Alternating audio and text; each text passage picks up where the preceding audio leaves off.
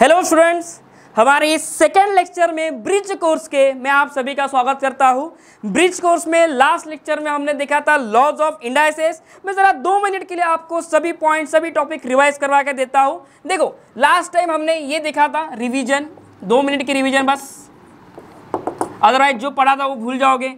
ए की power m, first law, ए की power m multiplied by ए की पावर n क्या था जल्दी बोलो, a की पावर m प्लस n। यानी कि अगर आपका बेस सेम है तो ऊपर की जो पावर से उनके डायरेक्टली क्या करते हैं हम, एडिशन। चलो ठीक है, चलो अगर मैं इसे ऐसा लिखूं तो a की पावर m इंटू a की पावर माइनस n। अब बताओ कैसे लिखूंगा मैं, अब मैं इसे इस तरीके से लिखूंगा, a की power m plus in a bracket of minus n। तो ये क्या हो जाएगा, a की power m minus n। Clear, ये था पहला लॉ। सेकंड लॉ याद करो जरा, वो था कुछ इस तरीके से, a की पावर m उसकी होल पावर n। ऐसा अगर है तो ये हम ऐसे लिखेंगे, a की power m into n। Clear. Third law देख लेते हैं। थर्ड लॉ तो बड़ा ही आसान था बच्चों, याद करो, a की पावर m इसे मैं लिख सकता हूँ 1 अपॉन a की पावर माइनस m। ऐसे मैं लिख सकता हूँ इसे। अगर ऐसे लिख सकता हूँ, अगर आपको ये सब चीज़ें याद है तो बहुत अच्छी बात है। चलो नेक्स्ट आगे बढ़ते हैं, फिर आगे के लॉस देखते हैं। हमने 3 लॉस को लास्ट टाइम देखा था और इसी टॉपिक पे न्यूमेरिकल भी हमने करवाए थे। तो चलो आगे बढ़ते हैं, फिर नेक्स्ट टॉपिक पे चलते हैं बच्चों। ज़रा देखो, अभी 4th नंबर का जो रूल है, बड़ा ही आसान रूल है।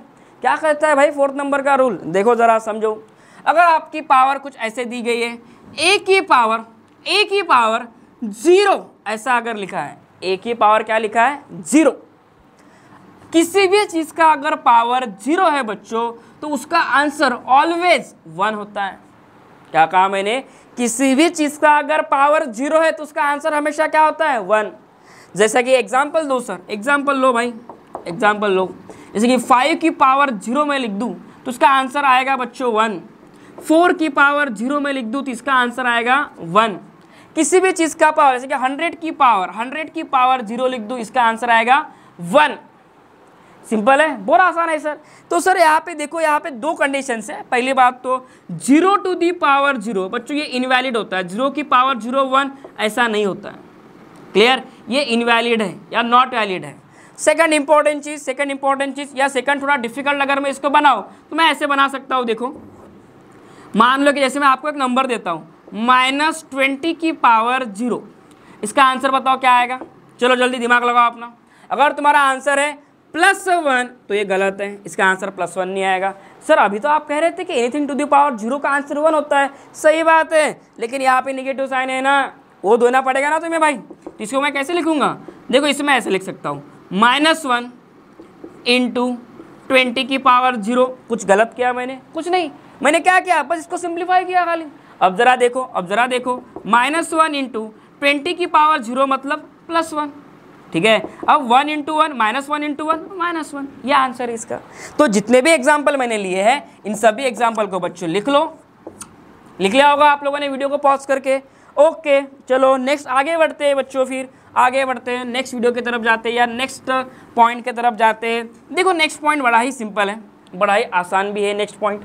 नेक्स्ट पॉइंट पे जाने से पहले इसका मैं थोड़ा प्रूफ दे दूँ आपको कि आपने सर कैसे लिख दिया a की पावर 0 मतलब 1, प्रूफ दो हमको। ओके भाई, अब मुझे पता है तुम वर्धा के बच्चों, तुम स्मार्ट बच्चों, तुम हर चीज़ का रीज़न जानना चाहोगे, लेकिन मैं हूँ तुम्हारा फेवरेट तेजस सर, हर चीज़ का रीज़न दूंगा मैं।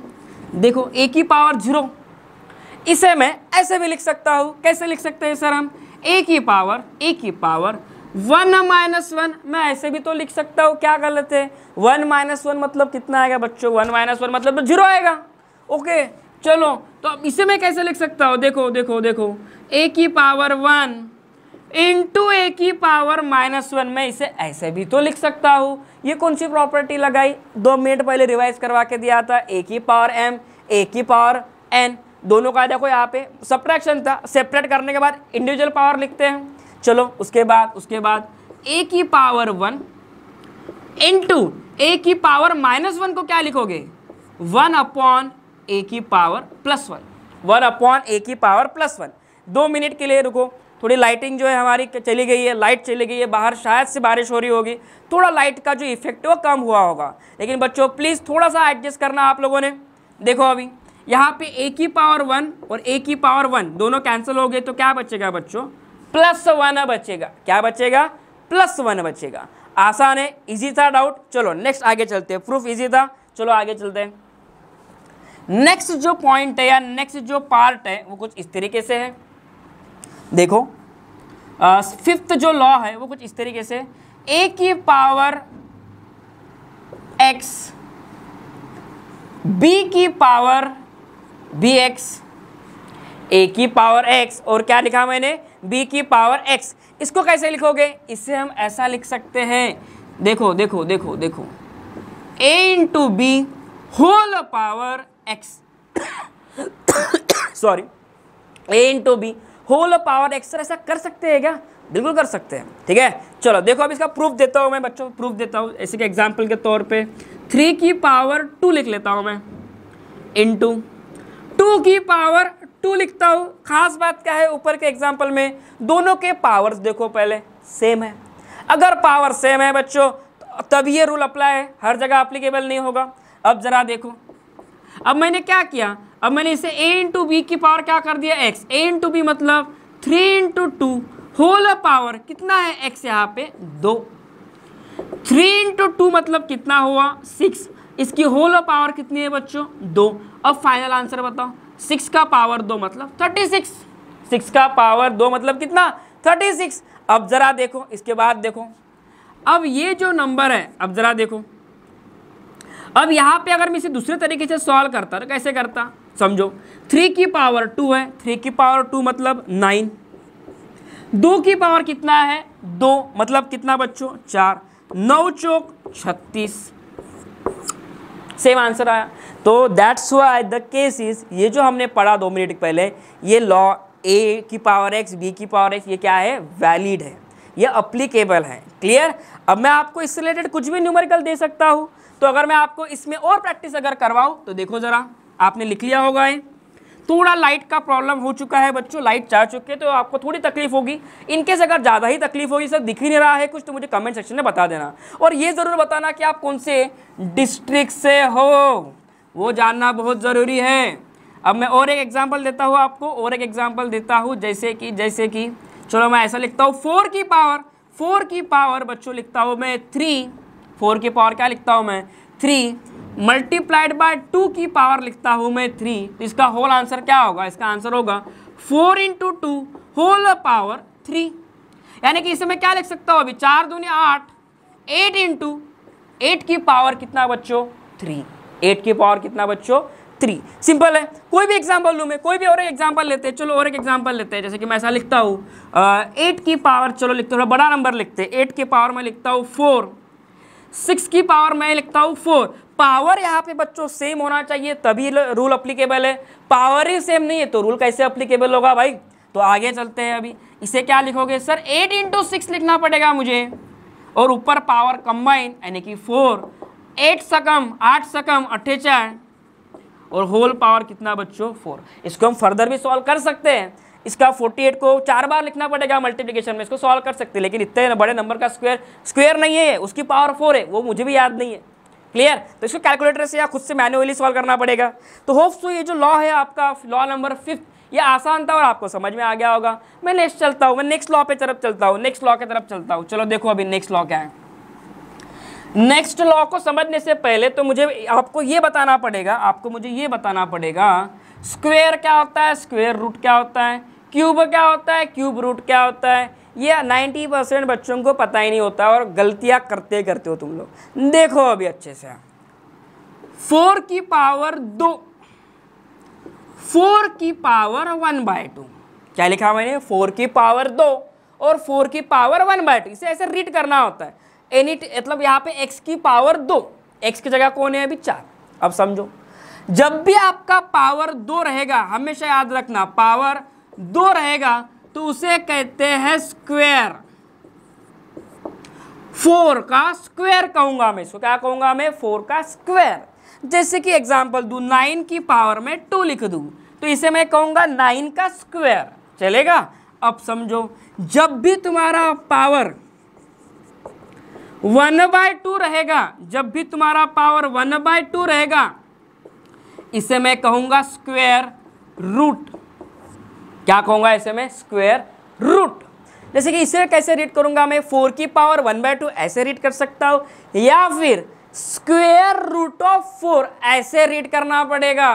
क्या कहा मैंने? स्क्वायर रूट ऑफ 4 ऐसे रीड करना पड़ेगा भाई।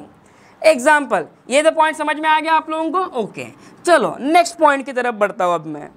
अब इसका सिंबल भी है, इसका सिंबल भी है। देखो देखो देखो, इससे ही मैं ऐसे भी लिख सकता हूं, अंडर रूट ऑफ 4 या स्क्वायर रूट ऑफ 4 ऐसे भी लिख सकता हूं, दोनों सही है।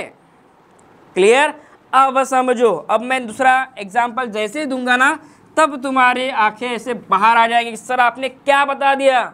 देखो, ऐसा कुछ रॉकेट साइंस नहीं बताने वाला हूँ मैं, बहुत बड़ा इजी पॉइंट बताऊंगा, लेकिन मैक्सिमम बच्चों को ना पता नहीं होता। और मेरा काम ये है कि भाई मेरे वर्धा के बच्चे सबसे आगे रहे, सिर्फ वर्धा के ही नहीं, हमारे महाराष्ट्र के सभी बच्चे आगे रहे। सबसे आगे अपन रहने को होना, सबसे आगे अपन रहने को होना। क्लियर? लेकिन सबसे पहला नंबर हमारे वर्धा के बच्चों का आना चाहिए। चलो चलो, गुड। नेक्स्ट, 4 की पावर अगर मैं 3 लिख दूं, 4 की पावर अगर मैं 3 लिख दूं और यहाँ पे मैं लिख दूं 4 की पावर 1/3। सर अब इससे कैसे पढ़ेंगे? एकदम बेसिक लैंग्वेज में अगर मुझे रीड करना है तो मैं इसे ऐसे रीड करूंगा, 4 की पावर 3, पहला पॉइंट, 4 की पावर 1/3। ठीक है? अब हमेशा याद रखना, जब भी तुम्हारा पावर 3 रहेगा उससे हम इंग्लिश में कहते हैं क्यूब। कब बनाए हुए थे? क्यूब है, क्यूब। नेक्स्ट, अगर तुम्हारा पावर 1/3 है, 1/3 है, इसे कहते हैं स्क्वायर रूट नहीं, cube root. Cube root, square मतलब 2, स्क्वायर मतलब 2, क्यूब मतलब 3। हाँ समझ के चलो, क्यूब रूट मतलब 1/3, सिर्फ 3 मतलब क्यूब। तो इसे आप वो लैंग्वेज के फॉर्म में या सिंबल के फॉर्म में कैसे लिखोगे फिर बताओ? ये ऐसा अगर मैं लिख दूं बच्चों, this is square root of 4, ये तो गलत तरीका, ऐसे नहीं लिख सकते। तो फिर इसके फॉर्म में, सिंबल के फॉर्म में कैसे लिखोगे? बड़ा ही आसान है, यहाँ पे बस 3 लिखना होता है। यहाँ पे होता है अब तुम्हारा कंफ्यूजन। पहले ये टर्म को दिख लिया तुमने, क्या लिखा मैंने, ठीक है? अब मैं इसका आगे चलता हूँ, मैं इसी पॉइंट को एक्सप्लेन करना चाहता हूँ। बस आज का हमारा लेक्चर वही है, मैं उसी पॉइंट को एक्सप्लेन करूँगा। देखो बच्चों, 4 की पावर अगर 1/3 है तो इसे मैं ऐसे लिख सकता हूँ, 4/3 क्यूब रूट ऑफ 4। सर फिर जब 4 की पावर 1/2 थी तब तो तुमने नहीं लिखा यहाँ पे 2, तो बच्चों ऐसा नहीं लिखा जाता है। स्क्वायर रूट, ये 1/2 का सिंबल ही ये होता है। अगर इसके अलावा कोई दूसरा नंबर है, जैसे कि यहाँ पे मैं 3 लिख दूँ, तो आपको यहाँ पे 3 लिखना पड़ेगा। सपोज मैंने ऐसा लिख दिया, 4 की पावर 1/4 लिख दिया मैंने, इसे मैं ऐसा लिखूंगा। क्या ध्यान में क्या कह रहा हूँ मैं? ये 90% बच्चों का प्रॉब्लम होता है, ये बच्चों को समझ में नहीं आता है। क्यूब रूट को तो लिख लेते हैं, ठीक है सर 3, लेकिन जैसे ऐसी पावर आ गई तुमको समझते नहीं क्या करो, तो इसे ऐसे लिखना होता है। और स्क्वायर रूट का जो सिंबल है ये ब्रैकेट जो है अंडर रूट, उसके सामने तुम्हें 4 लिखना होता है। अगर मान लो कि यहाँ पे ऐसा होता, जैसे कि चलो मैं नंबर लिखता हूँ 5 की पावर 1/6 लिखता हूँ, तो ये कुछ ऐसे आएगा, ऐसे लिखना पड़ेगा हमें। ये सिंबल का मीनिंग होता है कि 1/6 की वो बात कर रहा है। किसकी बात कर रहा है? 1/6 की। क्लियर? अगर इतना आपको समझ में आ गया होगा तो मैं और कुछ एग्जाम्पल देना चाहूँगा आप सभी को, देख लो एग्जाम्पल्स। चलो ये एक लॉ हो गया। नेक्स्ट लॉ की तरफ चलते हैं। चलो सर फिर क्यूब रूट हो गया। अगर चलो मान लो कि पावर 4 है, जैसे कि और एक एग्जाम्पल लेता हूँ मैं, चलो ऐसा कुछ पावर है, 10 की पावर 1/4 है और 10 की पावर 4 है। अब इसे कैसे रेट करोगे? पहला पॉइंट, 10 की पावर 4, 10 की पावर 1/4। जैसे सर आपने स्क्वायर रूट लिखा, क्यूब रूट लिखा, ऐसा कुछ इसको नाम नहीं है क्या बच्चों? इसको स्पेसिफिक ऐसा नाम नहीं है। जनरली इस टर्म क्यूब रूट और स्क्वायर रूट के बाद वो जो टर्मिनोलॉजी से वो एंड हो जाती है। इसे हम कैसा पढ़ेंगे? 10 की पावर 4 पढ़ेंगे। इसे हम क्या पढ़ेंगे? 10 की पावर 1/4 पढ़ेंगे। सिंपल, ज़्यादा डिफिकल्ट नहीं बनाएंगे इसको। हम आगे चलते, नेक्स्ट लॉ लिखेंगे हम बच्चों। नेक्स्ट लॉ लिखेंगे, देखो नेक्स्ट लॉ बड़ा ही सिंपल है, 7th नंबर का लॉ है शायद से, देख लो नंबर मेरा गलत भी हो सकता है। a की पावर x अपॉन b की पावर x अगर ऐसा है मेरे भाई तो हम ऐसे लिख सकते हैं a upon B whole power x। क्या लिख सकता हूं मैं?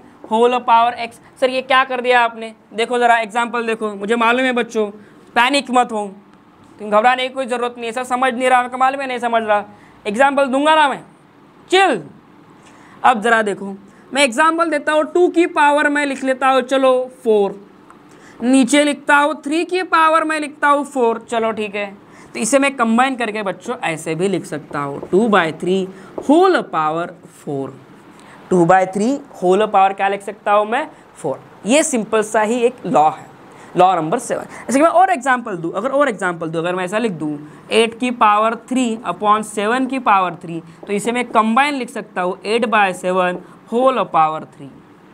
चलो अगर मैं इसे ऐसे नहीं लिखना चाहता हूँ सर, तो मैं कैसे लिख सकता हूँ? देखो वो भी बताता हूँ। चलो अगर मेरे लॉ नहीं पता होता मुझे, तो मैं ऐसे लिखना पड़ता था मुझे। देखो 2 की पावर 4 है, मतलब 2 का आपको कितने बार लिखना पड़ेगा? 4 बार। अपॉन में 3 की पावर कितनी है? 4, तो मुझे 3 को भी कितनी बार लिखना पड़ेगा? 4 बार लिखना पड़ेगा। आया ध्यान में? इससे मुझे ऐसे सॉल्व करना होता था बच्चों, फिर क्लियर। लेकिन उन्होंने क्या कर दिया, इसको आसान कर दिया, एक बार लिख दो ना भाई, 2/3 की पावर क्या? 4। सिंपल है, इजी है ये लॉ।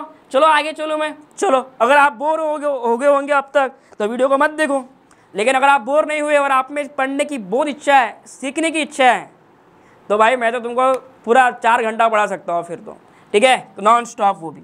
नेक्स्ट आगे चलते हैं, नेक्स्ट एग्जाम्पल देखते हैं। कुछ एग्जाम्पल मैं आपके लिए लाया हूँ, पहले 2 मिनट के लिए ना मुझे थोड़ा पसीना पोंछने दो। अच्छा खासा ये जो रूम है हमारी अच्छी खासी गर्म है, और गर्म होने के वजह से ये यहाँ पे ना मुझे अच्छा खासा पसीना आ जाता है। जस्ट अ सेकंड बच्चों।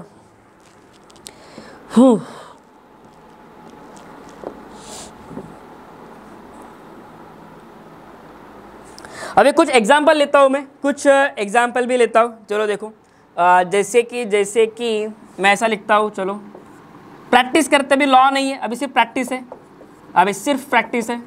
चलो ठीक है, देखो मैं एक नंबर लिखता हूँ 125,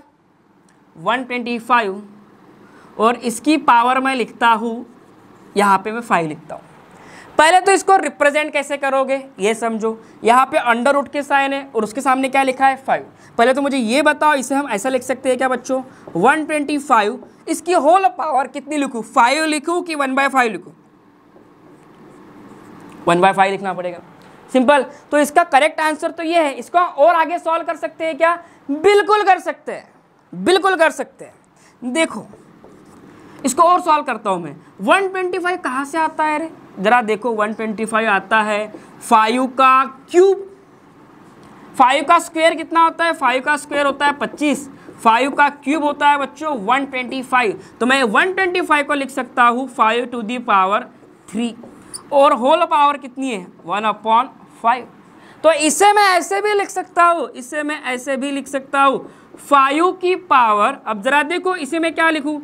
ऑलरेडी 3 है, मल्टीप्लिकेशन में क्या है? 1/5। जरा रूल नंबर 1 याद करो, 1 या 2, a की पावर m और उसकी पावर n, पावर की पावर 8वां। इसका आंसर क्या आएगा? यहाँ पे क्या होता है बच्चों? मल्टीप्लिकेशन। तो 5 टू दी पावर 3 × 1/5 कितनी? 15 का? 15 नहीं, 15 नहीं, 3/5 आएगा। कितना आएगा बच्चों? 3/5। आया ध्यान में? ऐसे करने होते हैं हमें क्वेश्चन सॉल्व। मैं आपको और एक एग्जांपल देता हूँ, लगे तो और एक क्वेश्चन को सॉल्व करते हैं हम। चलो देखो और एक एग्जांपल देता हूँ मैं, जस्ट अ सेकंड बच्चों, और एक एग्जांपल देता हूँ मैं। देखो चलो अगर मान लो मैं आपको ये एग्जांपल दूँ, under root of 81, under root नहीं, यहाँ पे मैं 4 लिखता हूँ। चलो उसका मैं होल पावर लिख लेता हूँ 3।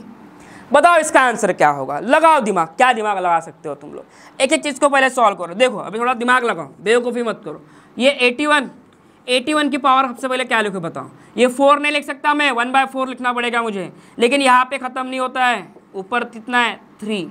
अब 81 और 4 से कुछ रिलेशन है क्या? हाँ है सर, क्या रिलेशन है बताओ?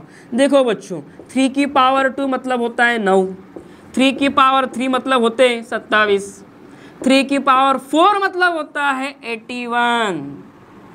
क्लियर? ये आपको पता होना चाहिए। अभी चलो मैं लिखता हूँ फिर 81 को 3 की पावर 4, उसकी होल पावर 1/4 और उसकी होल पावर 3। मुझे बताओ ये 4 और ये 1/4 इसका क्या होगा? मल्टीप्लिकेशन। तो यहाँ पे 4 तो कैंसिल आउट हो जाएंगे। कैसे कैंसिल आउट कर रहे हो सर? 3 की पावर 4 इंटू 1/4 होल पावर 3। अब ये 4 कैंसिल, अब ये आएगा आंसर बच्चों 3 की पावर 1 और इसकी होल पावर कितना? 3। अब बताओ ये कितना आएगा आंसर? 3 की पावर, चलो मुझे पता नहीं स्क्रीन में दिख रहा है कि नहीं, हाँ दिख रहा है शायद से। तो इसके आगे अगर मैं लिखूँ तो हाँ बहुत स्पेस है अपने पास। 3 की पावर 1 इंटू 3 ऐसा लिखना पड़ेगा मुझे। 1 इंटू 3 मतलब फिर से 3, तो फाइनल आंसर है 3 की पावर 3 कितना होता है? 27। ठीक है, आपको कुछ होमवर्क दे देता हूँ बच्चों में, कुछ होमवर्क आपके लिए भी, कुछ होमवर्क आपके लिए भी मैं दे देता हूँ। चलो जैसे कि, और इसका आंसर मुझे कमेंट सेक्शन में बताना और साथ ही साथ मेंशन करना मत भूलो कि तुम कौन से डिस्ट्रिक्ट से हो। मुझे बड़ा अच्छा लगता है जब कोई दूसरे डिस्ट्रिक्ट के लोग या कोई भी लोग बाहर के आउटसाइडर जो भी स्टूडेंट्स हैं हमारे वर्धा डिस्ट्रिक्ट के बाहर के, जब वो कमेंट करते, जब वो बताते कि सर हम यहाँ से, बड़ा अच्छा लगता है। ठीक है, तो प्लीज़ कमेंट किया करो। जैसे कि एग्जांपल लेता हूँ मैं, देखो अभी 1000 लिख लेता हूँ यहाँ पे, और यहाँ लिख लेता हूँ मैं 3, इसकी होल पावर लिखता हूँ मैं 4। चलो बता देना इसका आंसर क्या आएगा। ठीक है, चलो thank you so much student for watching this video. अगर वीडियो अच्छा लगा तो जाते जाते वीडियो को लाइक ज़रूर कर देना। कमेंट सेक्शन में कमेंट कुछ ना कुछ तो कर ही देना अगर वीडियो अच्छा लगा तो। साथ ही साथ चैनल को सब्सक्राइब करना और उन बच्चों के साथ शेयर करना मत भूलना जो 10th से 11th में जाने वाले हैं। मैं चाहता हूँ कि यार ये कोर्स जो ब्रिज कोर्स है सभी बच्चों को दे दूँ, सभी बच्चों को फ्री में कर दूँ, ताकि किसी को ना फिजिक्स पढ़ने में प्रॉब्लम ही ना जाए। मैं इंटीग्रेशन भी पढ़ाऊंगा आपको, मैं डेरिवेशन भी पढ़ाऊंगा, मैं स्ट्रेट लाइन भी पढ़ाऊंगा, मैं क्वाड्रेटिक इक्वेशन को सॉल्व करने के ट्रिक्स भी आपको बताऊंगा। मैं सभी चीज़ें आपके सामने ओपन कर दूंगा। क्लियर? लेकिन आपको बस एक ही काम करना है, हमारे चैनल के साथ बने रहना है, वीडियो को रेगुलरली वॉच करना है, देखना है, और मैं एवरी डे वीडियो डालूंगा। Clear? Thank you so much everyone, bye.